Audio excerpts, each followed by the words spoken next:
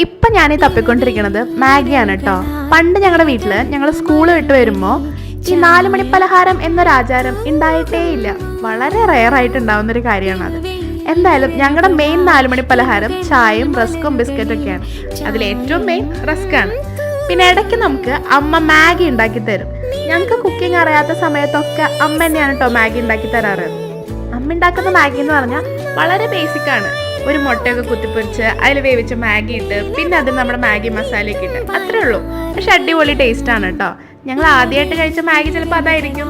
പിന്നെ അതിനുശേഷം നമ്മുടെ വീട്ടിൽ പല മോഡിഫൈഡ് വേർഷൻസ് ഓഫ് മാഗിയൊക്കെ വന്നു. അതായത് മുട്ട ഇട്ടത്, വെജിറ്റബിൾസ് ഇട്ടത്, ചിക്കൻ ഇട്ടത്, അങ്ങനെ പലവിധം. എന്തായാലും ഇന്ന് ഞാൻ ആ ബേസിക് സ്റ്റൈൽ മാഗി ഉണ്ടാക്കി കേട്ടോ. പണ്ടത് ഞാനും കുട്ടനാനും കൃത്യം ഭാഗം വെച്ച് അടിയിട്ടൊക്കെയാണ് കഴിക്കുക. കാരണം ഇടയ്ക്കല്ലേ കിട്ടുള്ളൂ. എന്തായാലും ഇന്ന് ആ ഭാഗം വെപ്പ് ഉണ്ടായില്ല. അങ്ങനെ അടിപൊളിയായിട്ട് അടിപൊളി മാഗി കഴിച്ചു. അപ്പം ഇനി അടുത്ത